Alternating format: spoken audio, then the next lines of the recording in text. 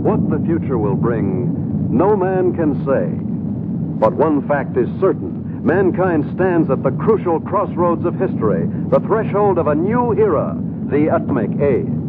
For the people of the U.S., skilled in the uses of science and technology, the atomic age is profoundly significant.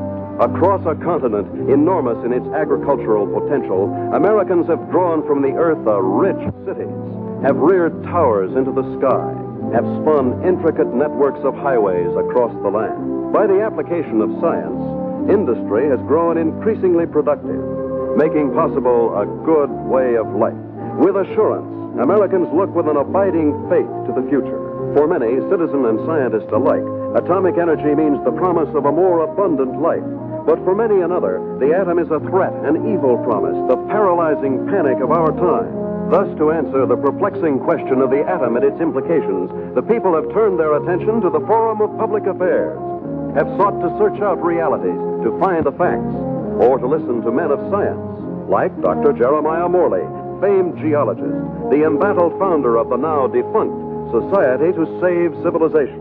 It was Morley who told a Los Angeles audience that a series of atomic explosions, either accidental or deliberate, could set off a chain reaction to annihilate every man, woman, and child on the face of the earth. It could cause the death of every living thing. In a gloomy report, Morley took a dim view of history, recalled the tragically repetitious story, the decline and fall of all past civilizations. Said Morley, modern civilization could, by the phenomenon of atomic fission, be brought to dust and ashes. For example, if an A-bomb were detonated at the Empire State Building, the area of total destruction would cover an area of 2 miles. Now, since the A-bomb is already obsolete, consider the area of total destruction of an H-bomb. And science has promised us bombs 1,000 times more powerful, poisoning with radioactivity all the air and water of this earth. This could mean not only the end of our own civilization, but the very possibility of any future civilization. What are we going to do about it? I'll tell you what I am going to do about it. I have a plan to preserve human life on this planet. I hope you will join with me in carrying it out.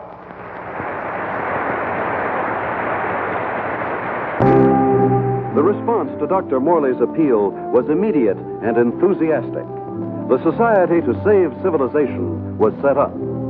To its headquarters flocked amateur do-gooders and professional scientists. From them, Morley chose a staff of experts. Dr. Max A. Bauer, eminent geophysicist, ousted by Hitler from the University of Munich in 1933. Dr. James Paxton, metallurgical engineer, twice winner of the McKenna Scientific Award. Joan Lindsay, medical doctor and ardent feminist, who, for her research in biochemistry, was named winner of the annual award by the American Confederation of Women Scientists. Dr. George Coleman, authority on soil conservation. And Andrew Ostengard, sandhog, explosives expert, Marine veteran of World War II. It was this team, qualified each in his own way, that helped set in motion Morley's audacious project, a daringly planned program, which he took 3 months later to the board of directors of the Carlyle Foundation. And so my colleagues and I believe that humanity can escape annihilation, can find a temporary haven, a promise of hope that, come what may, life can be sustained deep within the earth itself. Far below the surface, we shall seek a natural, a geological shelter. We have a team ready for the effort. All we lack are funds. Can we get them from your foundation? Dr. Morley, I believe it would expedite matters if I were to ask the questions. We're laymen, you know. First of all, isn't the inside of the earth solid? The interior of the earth is made up of vast caverns and air pockets, joined by natural avenues leading from the surface. Natural avenues? Funnels and fissures. Such a fissure lies within the world's largest extinct volcano at Mount Nelly. That is where we intend to start our journey. Well, these funnels, how far down do they go? Hundreds of miles, perhaps thousands, to the very core of the Earth. But isn't the inside of the Earth, the very core, a molten, fiery mass? To the contrary. The latest body of theory holds that the inside of a sphere, such as the Earth, is cooler than the temperature at its surface. And how would you traverse these thousands of miles? Dr. Coleman, the perspective drawings, please. This is a cyclotram. A what? It's an amphibious conveyance based on the principles of an ovoidal atmosphere. A what? Like a submarine, with the mobility of a tractor. Its head contains a burrowing device, and its walls can withstand extremes of temperature and pressure. But even with the cyclotram or the bathysphere or the whatnot, how do you know you'll be successful in finding this underground haven? We don't know, but we must try. There is no other alternative, no other course, no other hope of keeping the spark of life alive. And the cost?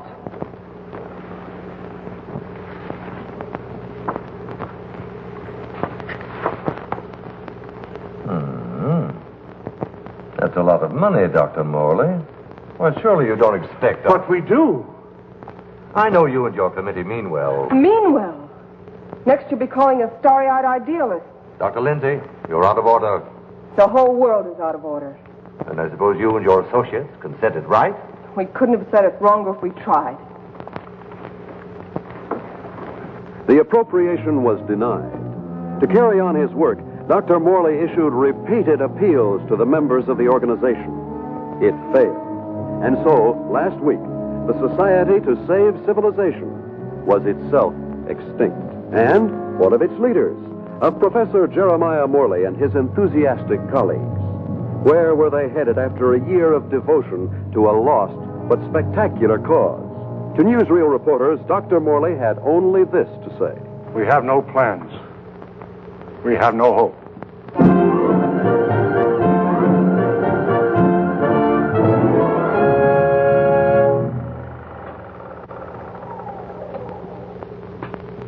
Better stand by, Frank. We may want to run that again. Well, gentlemen, what do you think? It's like asking a man what he thinks of his own obituary. I thought you'd like to see it, or its release, in case you had any objections. Now he thinks of our objections.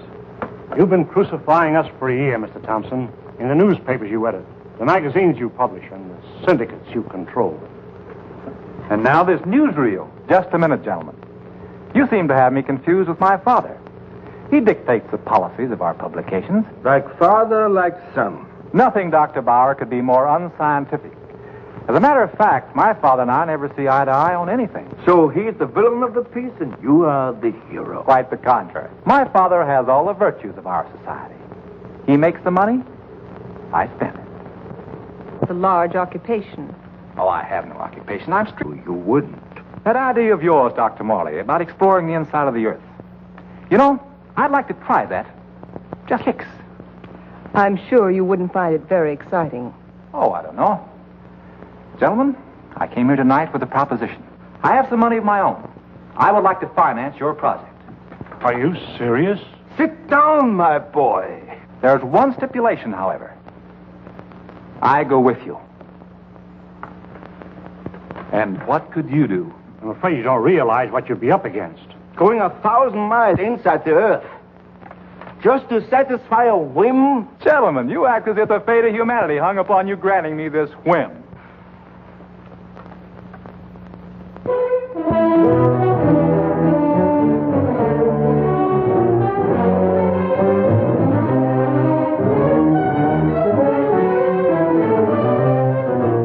Plans for the expedition are being completed ahead of schedule. And Morley is pleased with our progress. The cyclotram nears completion. Adequate nutrition in concentrated form has been perfected. And for an auxiliary water supply, the Sloan H2O condenser will be used. By the study of our laboratory animals in a new environment, we expect to gather important scientific data. At last, the cyclotram is ready to be loaded aboard the SS Aurora.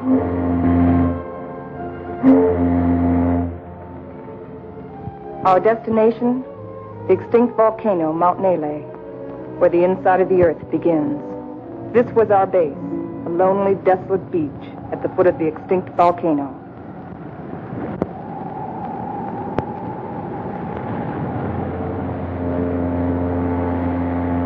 Well, let's go.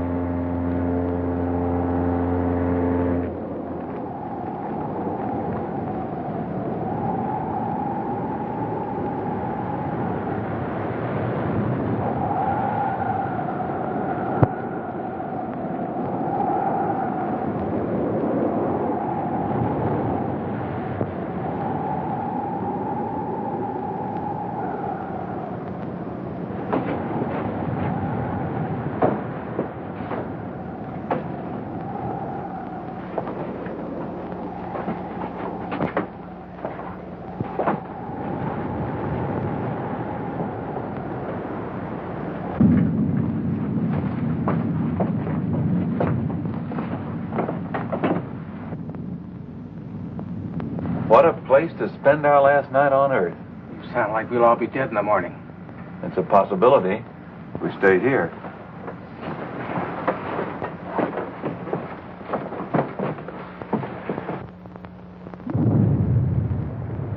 Andy, take the controls. Follow the ridge line. Keep out of the ravines. Ascend at an angle of not more than 33 degrees.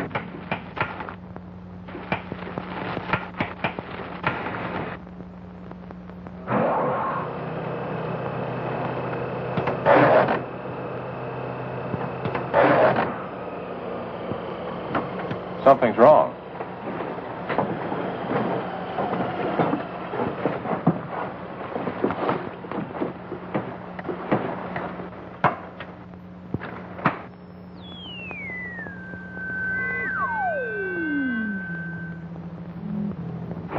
Now try it.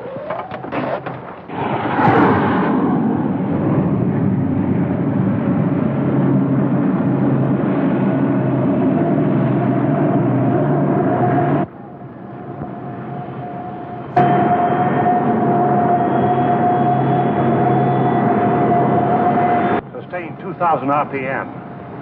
And follow our chart plan, R4. Check.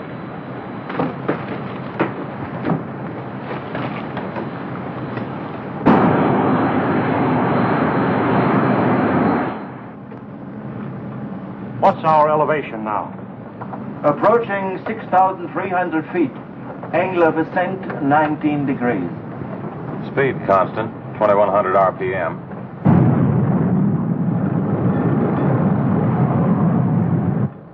I wonder how long this iron lung is going to hold up. You can still beg out. You can't get rid of me so easily. Give me a reading on the forward rotational unit. We're up to 9,000, climbing at 24 mph. Angle 31 degrees. At that rate, we'll make the summit in 4 hours.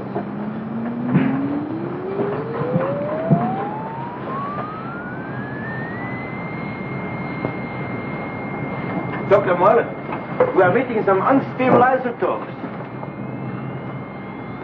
Increase the lateral unit to 12,000. Hey, this is getting rough.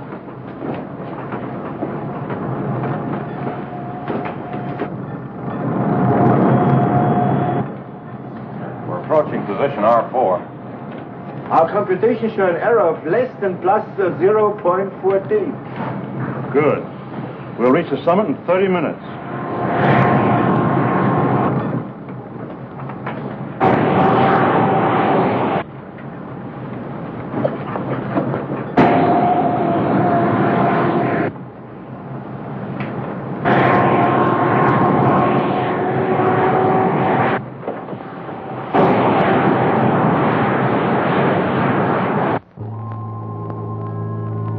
Five hours and 27 minutes. Excellent. 33 minutes ahead of our estimated schedule. We'll make a final check of our position before we enter the crater.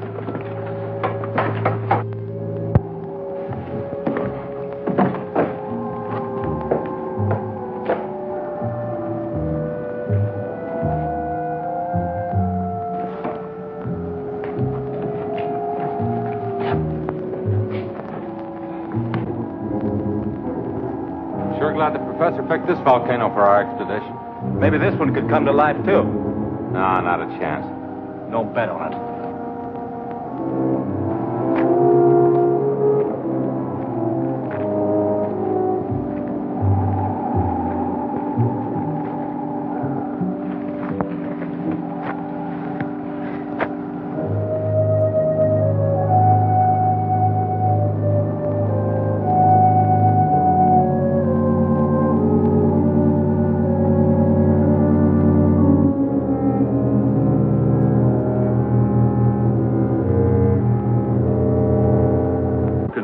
There's no reason for us to wait till dawn. We'll proceed into the crater now.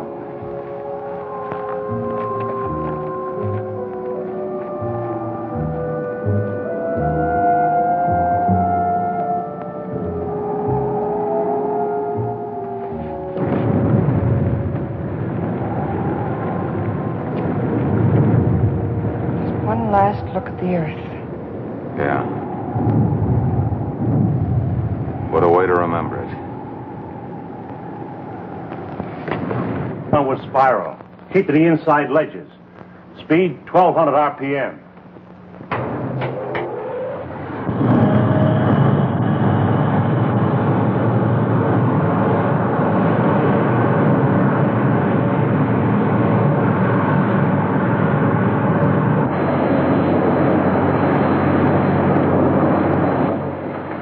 Brother, it's really black out there.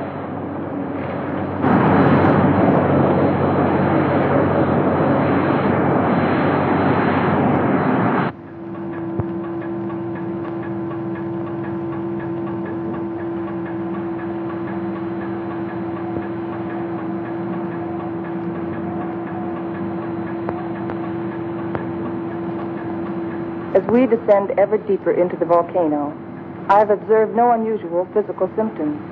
Paxton seems withdrawn, irritable, but with such an annoyance as Wright Thompson present, the condition may not be considered abnormal. The descending ledges are getting awfully narrow. We must be at position R18. Yes, we are. Cut the switcher.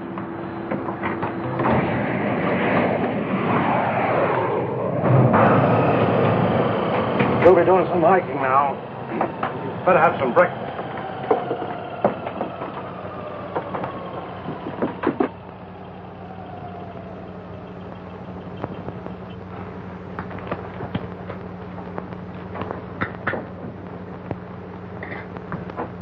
Rise and shine. Morning. How can you tell? Served. Breakfast. Well, I've always said there's nothing like starting off a hard day's work than with a good breakfast. Hey, Doc? How would you know? You don't like my kind of guy, do you? Not very much. But I'll make an exception of you. You I don't like a lot. Coleman, take the controls. We'll scout the way on foot for you. Follow on down along the widest ledge.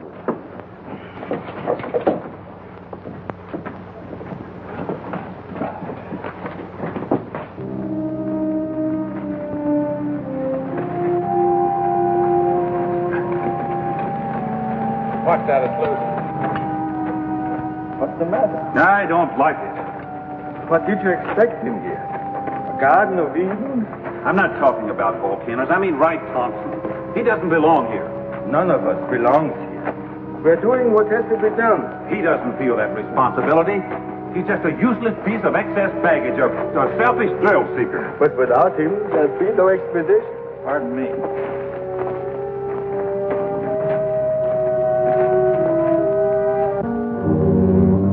Kind of deep down there, isn't it?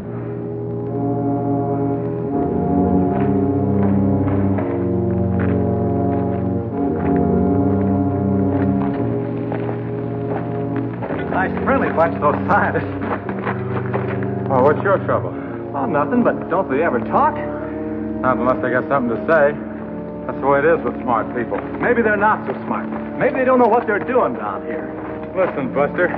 Each one of them has taught us more colleges than you've flunked out of. So what are you doing down here among all those brains? I managed to make myself useful. It might be well if you did the same thing. Doing what? This.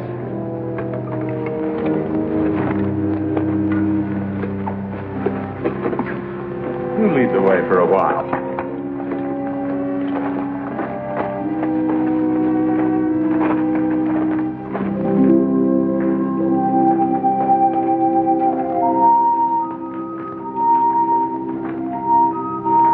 We've hit bottom. Rock bottom. Hello, Coleman. Coleman. Come in. Go ahead. We've reached the end of the channel. Establish our position. Our depth below mean sea level, 2.6 miles.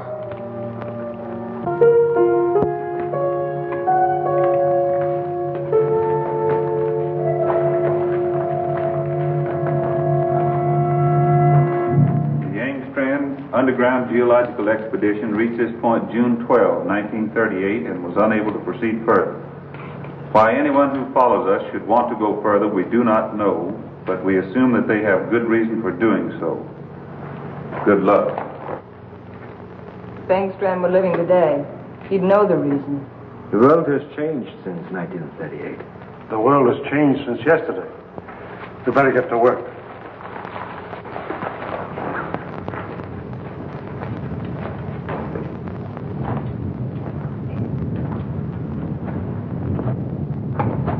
Look! That's pressure from the other volcano. We'll have to work this side.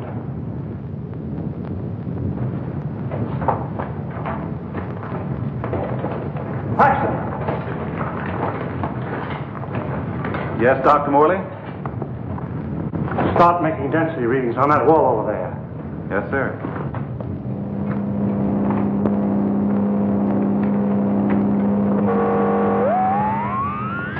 This is it. The point of least resistance. Okay, Andy. I'm ready. We'll all go back to the cyclotram.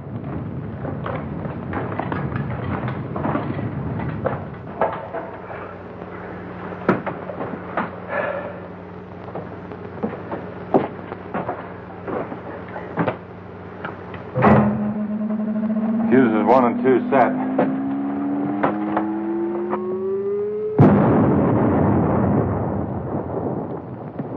I wonder what we'll be running into. There's only one way to find out.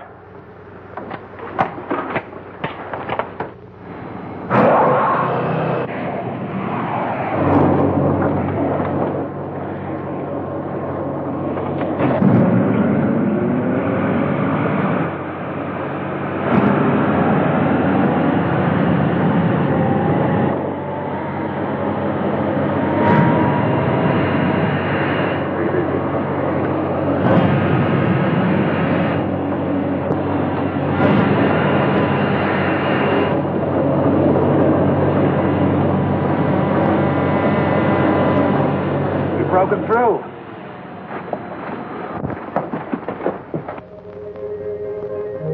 Looks like a tunnel. So far, so good. Put on your gas mask just in case. Coleman, we'll set the pace. You follow along with the cyclotram.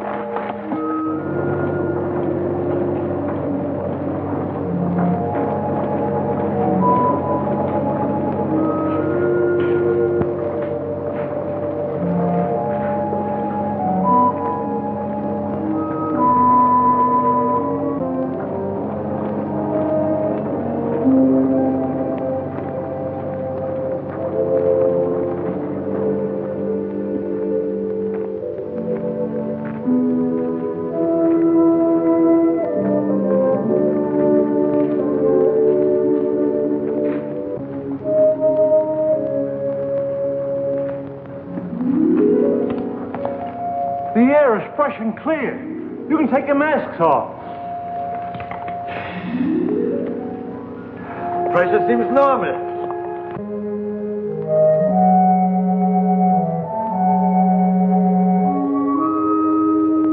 I wonder where it leads.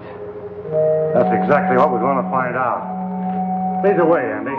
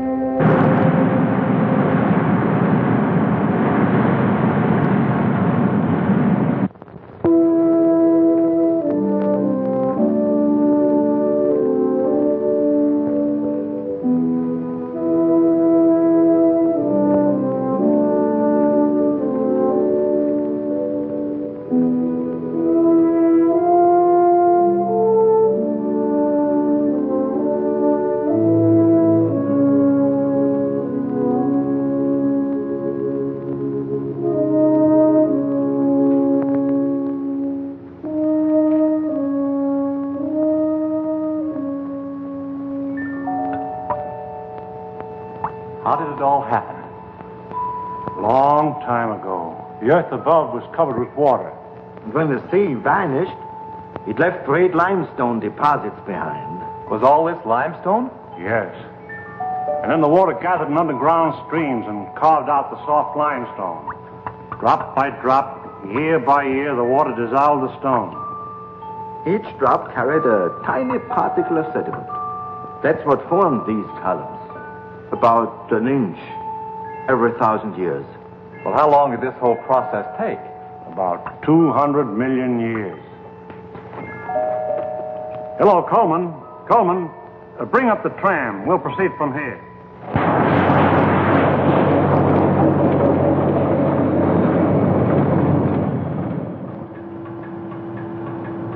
We're down 100 miles. You better pull up.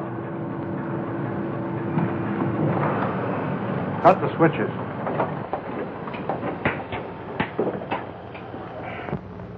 It's funny.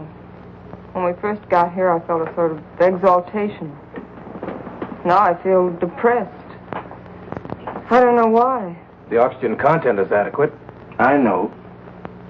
But I too feel suffocated. Maybe it's the unreality of this place. You know, once when I was working in the Holland Tunnel, I got cut off from my crew for 10 hours. I felt this way then.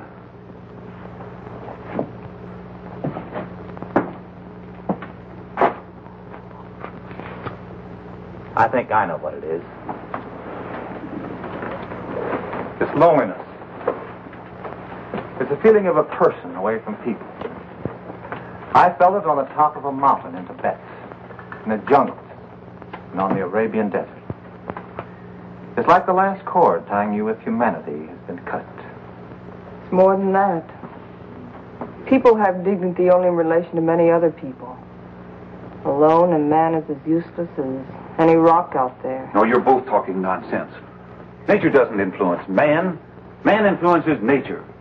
One man, one strong man, can change nature. Oh, you're wrong, Dr. Paxton. It isn't one man.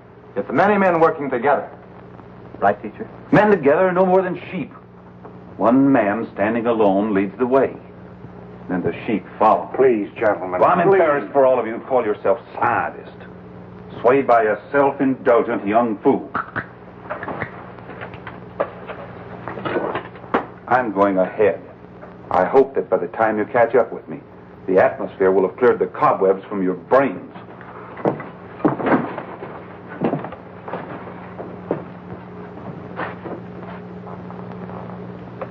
I'd better go with him. It isn't safe for a man to be alone down here. Ah, he's all right. He's the leader type. I'll go with them anyway. There wouldn't be leaders if there weren't sheep like me to be led.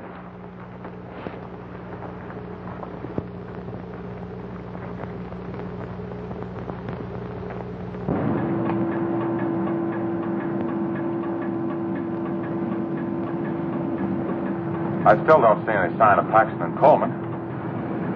Well, keep going.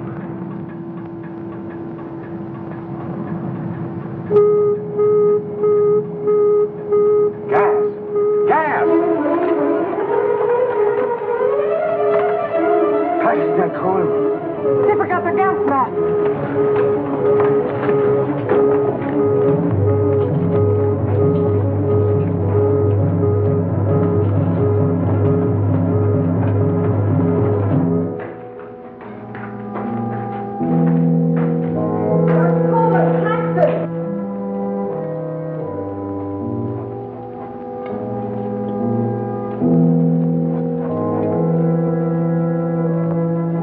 There they are!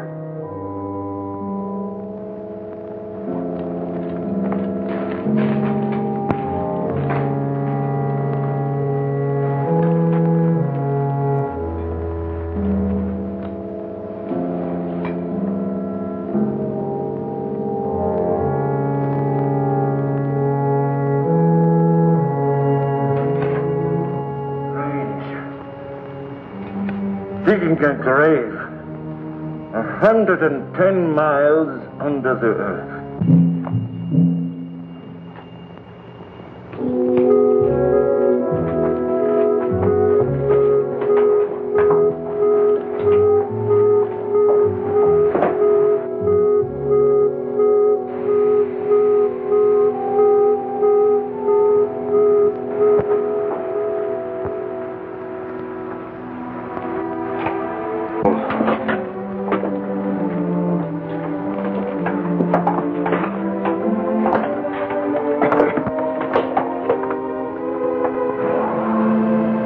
must go on. It's too late to turn back now.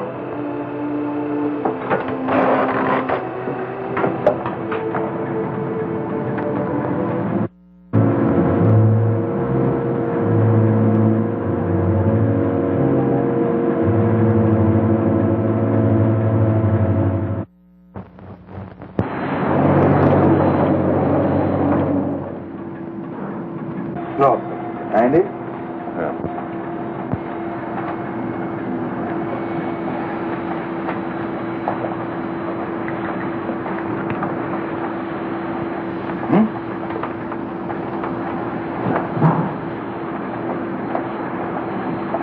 You know, right now, I'd give $1,000 for a good hamburger. And another 1,000 for onions on it.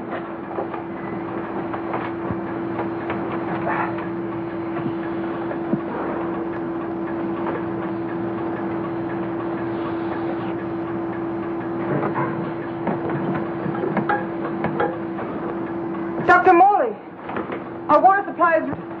Cut the switches.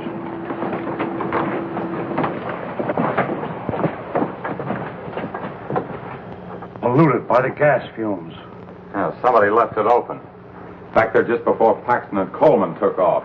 I guess I forgot to close it. Oh, you... Andy! It was an accident. An accident? We may never find water again. Now I suppose you'd give $1,000 for a glass of that. Andy, there's a job to be done. We've got to find water fast, and in this area. Yeah, I know. We got about a chance in 1,000 of finding it.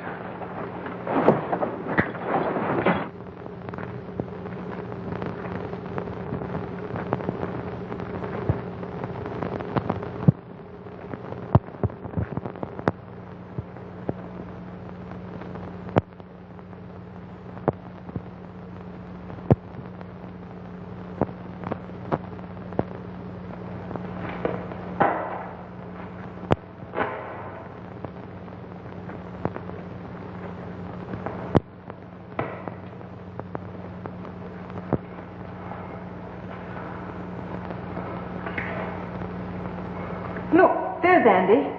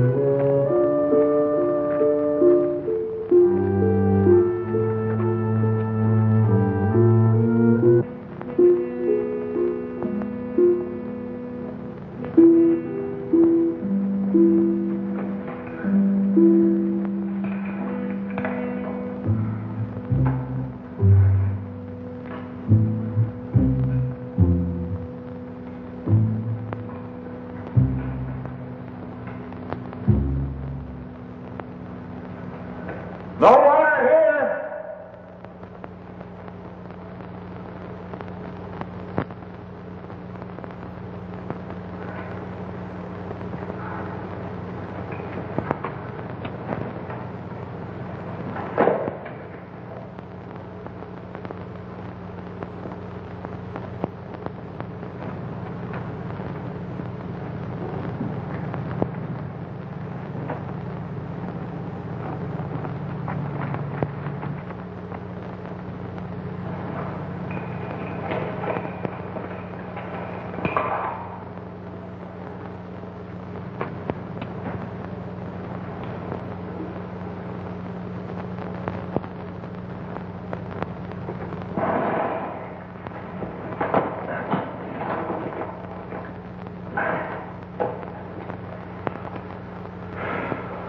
Thing like this enough to drive a man stark crazy. It's no use. 240 miles inside the earth. Yeah, and no water.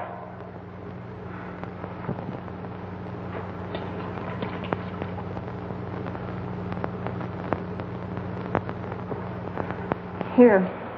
I've been feeding it to the animals.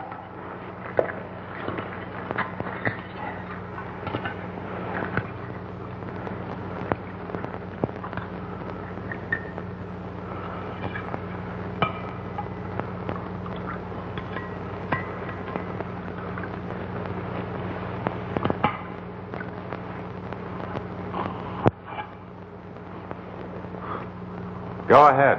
Enjoy yourself. It doesn't cost a cent.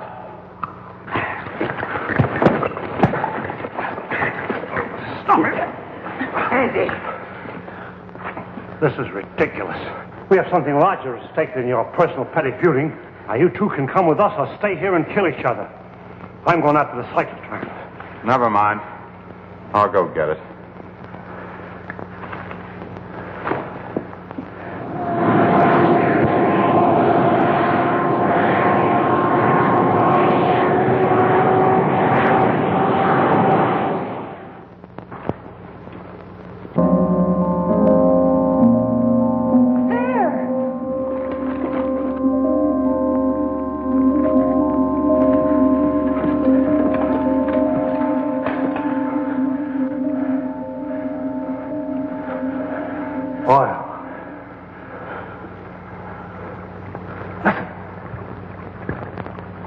Sounds like running water. But where's it coming from? It's behind this wall.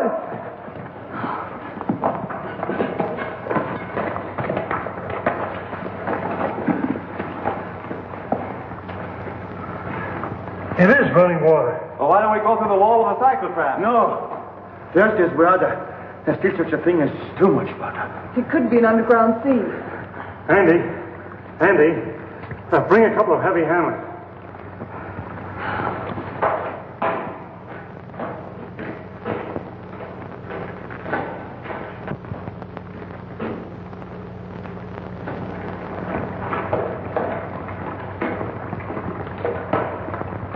What's up, Professor? We think there's water behind that wall. Try breaking it in. Sure.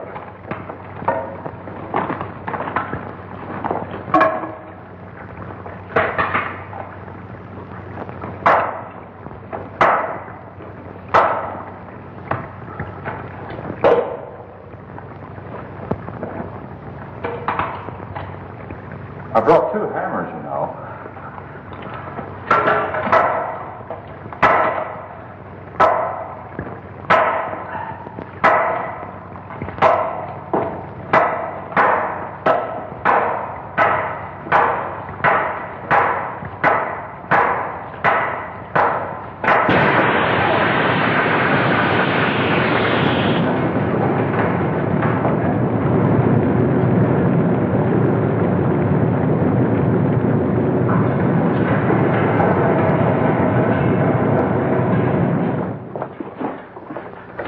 Come in here. Let's take care of that arm.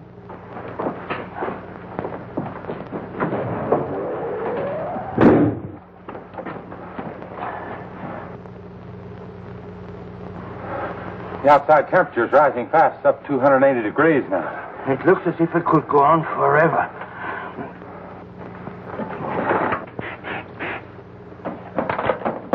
Hold it out there.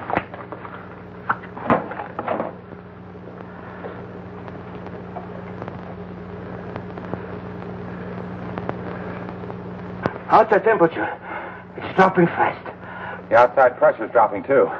Good. Condensation will soon take place. There. You're a pretty good doctor at that. You're a pretty good patient at that. Thanks. Here. Put this on.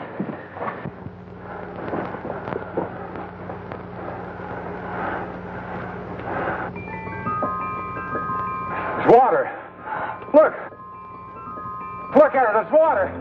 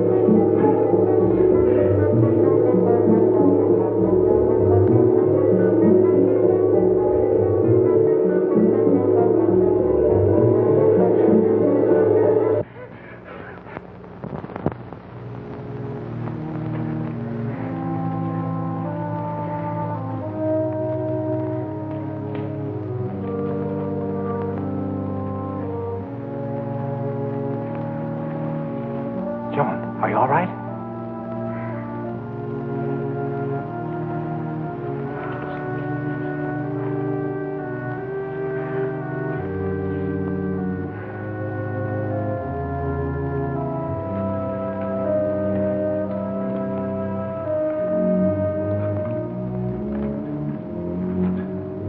Well, what shall we do now? All right, I'll say it. I'll say what's on all of our minds. Don't try to read our minds, Thompson. Just speak for yourself. Then I say, let's go back. And I say go on. But look at Joan. We've gotten nowhere. Deeper and deeper into nowhere. We've failed. Would our failure be any less if we turned back now? Our chances of living would be greater. If we go on, we're dead. As dead as Paxton and Coleman. That's a chance we have to take. The stakes are high, higher than our lives. They involve the life and death of all mankind. That's a great speech. But I won't buy it. All right. Let's put it to a vote. Thompson? Go back. Andy? Go on. Bauer?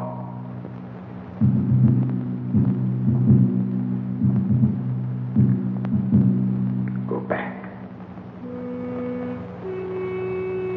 Go on.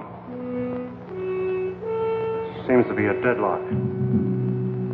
I suppose none of us would like to reconsider?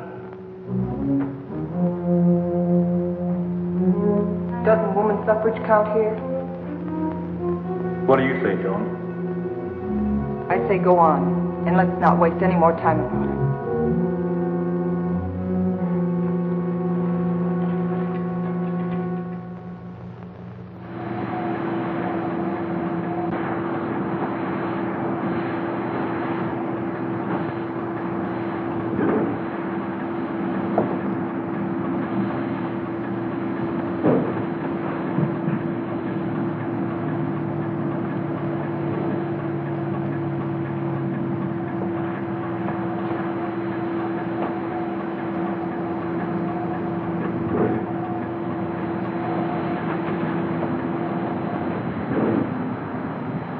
How are those burns coming along? Good as new. How are you, Doc? Oh, I'll get by. Here. What's it for? Does it have to be for something? Does everything have to be functional? It's a good luck ring. Saved my life in Tibet. Here, take it. Why give it to me? Haven't you ever been romanced before? Not 900 miles below sea level. Then it's about time. If there were any flowers around here, I'd pick them for you. There's a highly scientific theory which states that if any man and any woman are cast away anywhere for any length of time, sooner or later they seem to feel in love. That's what's happened to you. If that theory has any value, it should apply to you. Does it? No. Well, I guess I need a little more time. We'll talk about it later.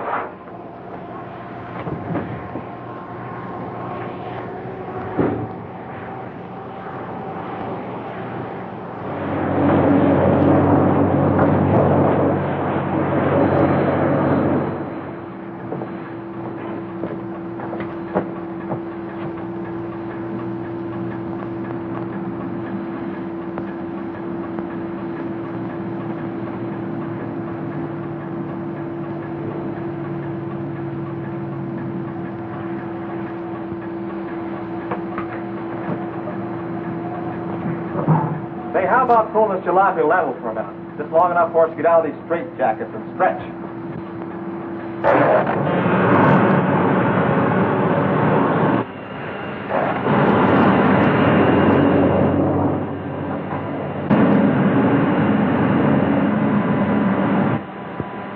How much longer is it going to be like this? Oh, right. What difference does it make? Plenty. If it's going to be like this the rest of the way, why go on? Why waste time? That shouldn't make any difference to you. You've never done anything but waste time. Listen, you meathead. Just because you're a sandhog that likes to go groveling around in the ground. And you're a mountain goat with his head in the clouds.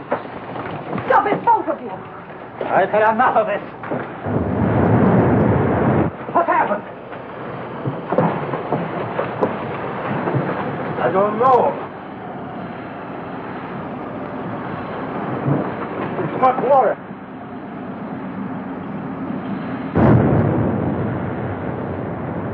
We are out of it.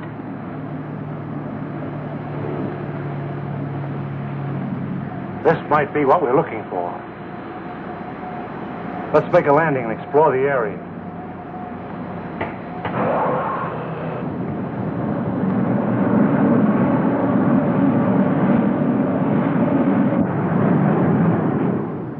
It's got a high calcium content, but it's drinkable. Hey! Look what I found.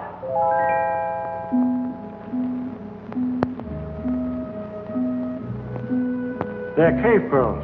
Cave pearls? How much they worth? Calcium carbonate. Calcium carbonate. Well, how about this? Sulfate of lime. Plaster of Paris. Professor, you take the romance out of everything. Here you are, Doc. 2 souvenirs from Haiti. Vacation land of the underworld. Thank you. Back home, I'll be the envy of every kid on the block. I'm not so sure, Joe. Take a cave pearl into the sunlight, turns gray and ugly. And the flowers? It'll crumble to dust. Hey, Professor. How about these fish? It's a rare species. They're edible, though. They have no eyes. I think I'll stick to pills. They lost their eyes 10 million years ago.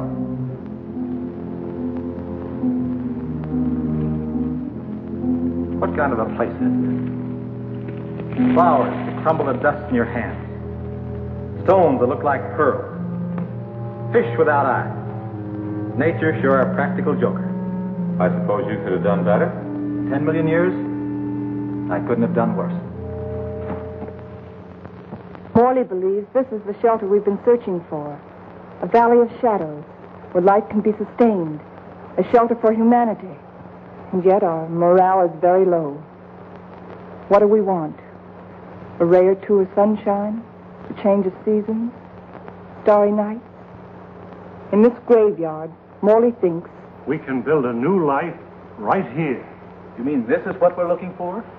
You'll get used to it. Well, who wants to get used to it? why don't we go on a little further? But we've come 1,100 miles already. How can you measure what we've been through in miles? I say let's go back or go on. But this is no place. What is your wish? We've come so far. Let's go on.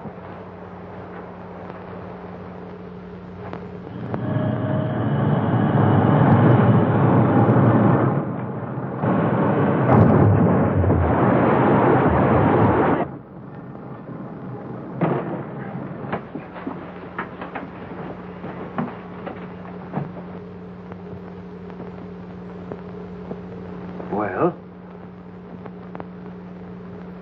Which way do we go?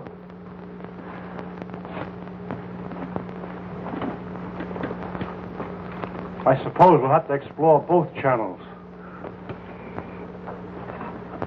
I'll take the right one. Right? You take the other. Why me? I'll tell you why. I'm sick of taking your orders. That's the trouble with you, Thompson. That's all you do is take, you never give. Without me, there wouldn't have been any expedition. Well, that's not enough. It's time you gave something yourself and not your pocketbook. Andy. We might as well get started.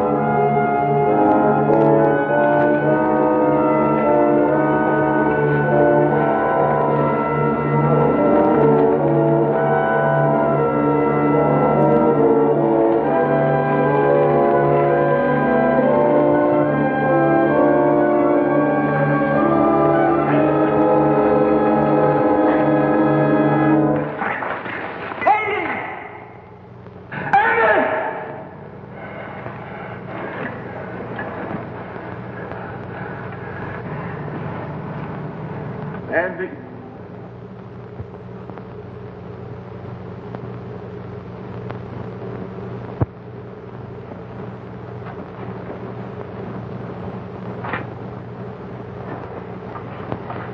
You're supposed to be taking it easy. Try to get some rest. Listen to me, Wright. You've been like this for days. How long can you keep it up? He didn't like me any more than I liked him. Yet he saved my life. It doesn't help brooding over it. But he died saving my life. He did what he believed was right.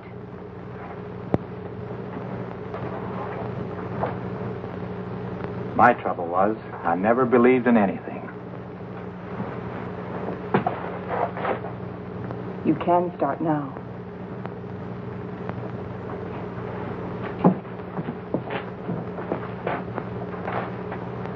Morley wants to go back to that Valley of the Shadows he liked so much. Well, it's better than this. But it isn't good enough. What do you want to do? I too want to go back. But all the way back. Now that Andy's dead. Now that Andy is dead, we've got to go on. We've got to, until we find what we're after. If we fail, then we can talk about going back.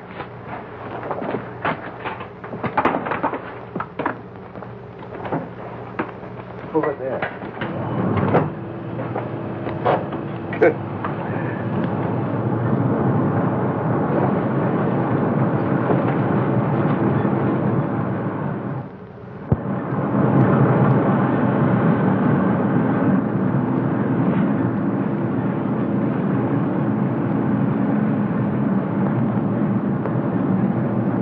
must be a continuation of the other river.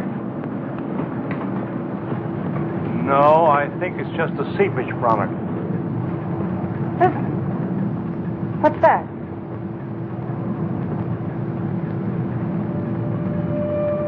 Look! It's like daylight.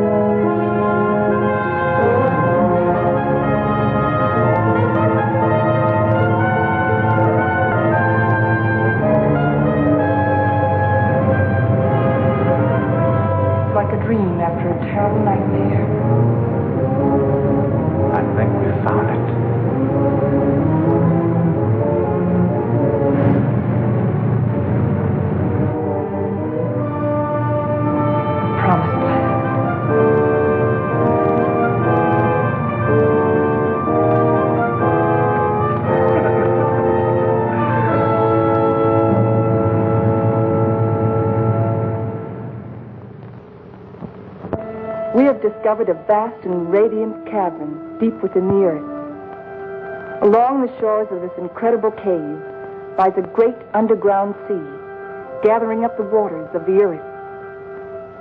A strange, sunless light is reflected from the phosphorescent dome. The glowing peaks are weathered and sharp, and the gullies deep. The wind is soft, and the climate pleasant. Vapors rise up into the bright dome, forming luminous clouds.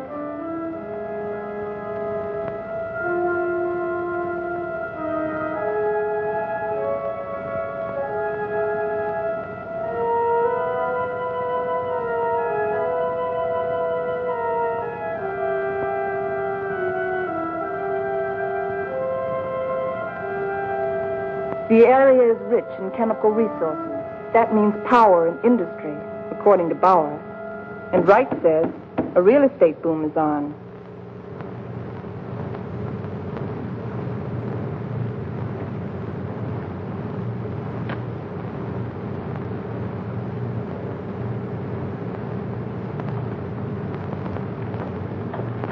You got a match? Sure.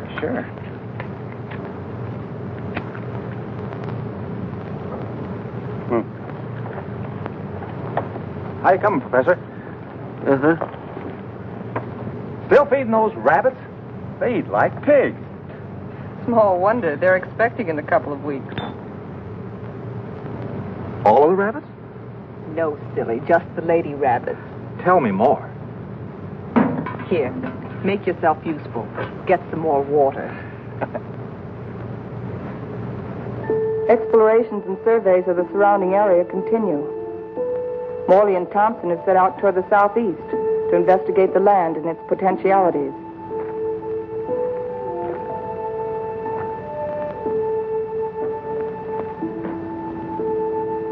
This is a strange kind of sand.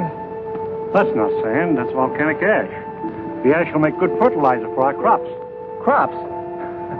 Let's face facts, Morley. This is a desert. The very word means deserted by life.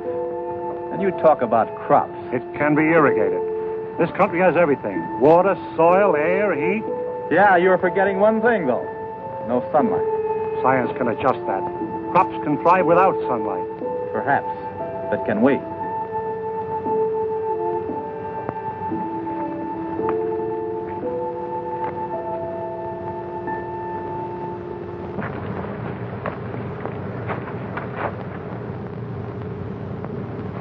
What sort of species is it? It's the fossil remains of a species of lungfish. He breathed by means of both lungs and gills. When he came out of the sea 400 million years ago, he was the ruler of the animal kingdom.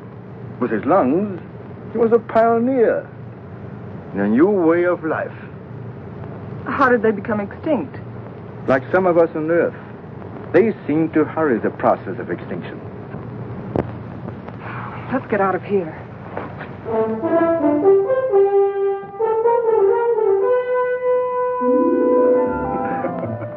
What's the matter? You act like you swallowed a canary for breakfast. This is the day, right?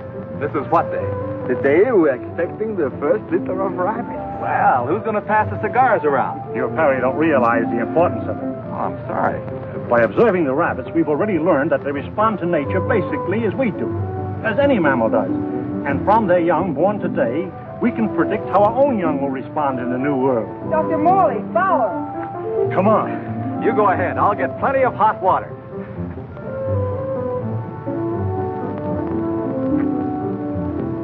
Well, how many boy rabbits and how many girl rabbits, huh? What's the matter?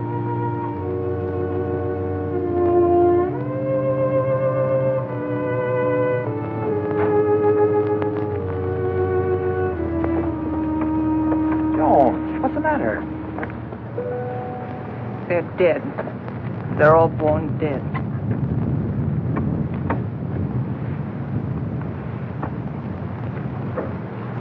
I can't understand it. Why? Why? There must be some cause, some biological reason. We've been searching for causes. Our investigations have been checked, tests rechecked. Examination of genetic tissue proves that all experimental animals born here are sterile.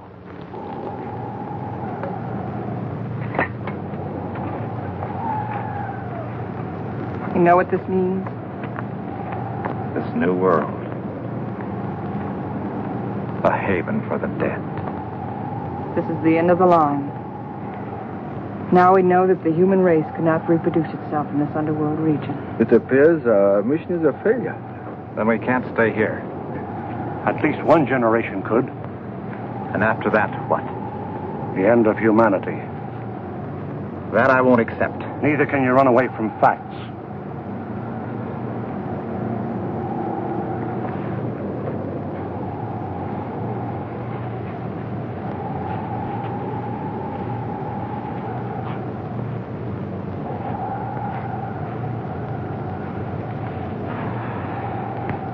I've always run away.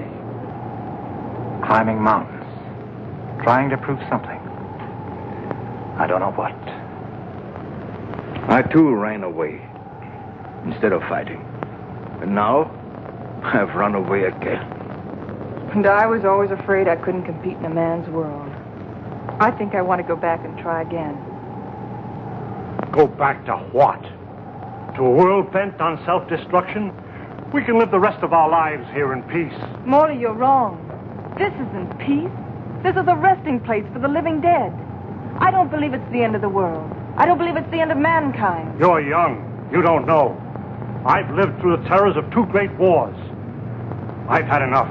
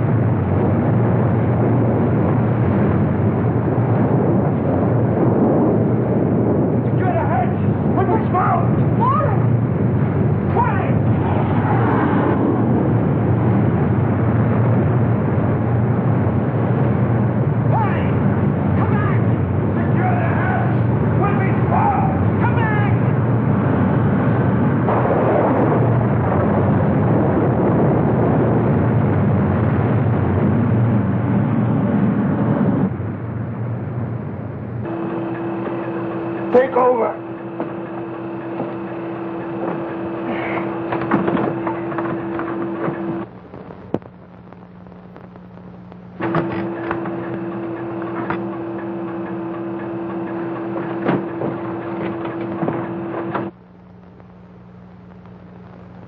Something's wrong.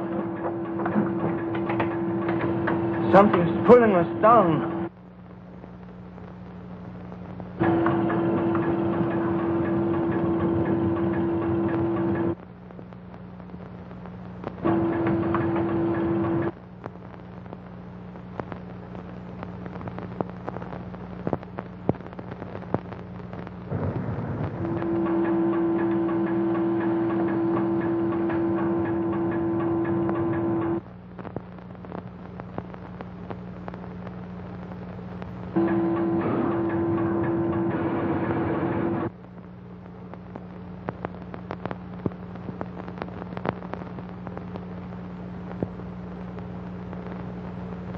We are lost.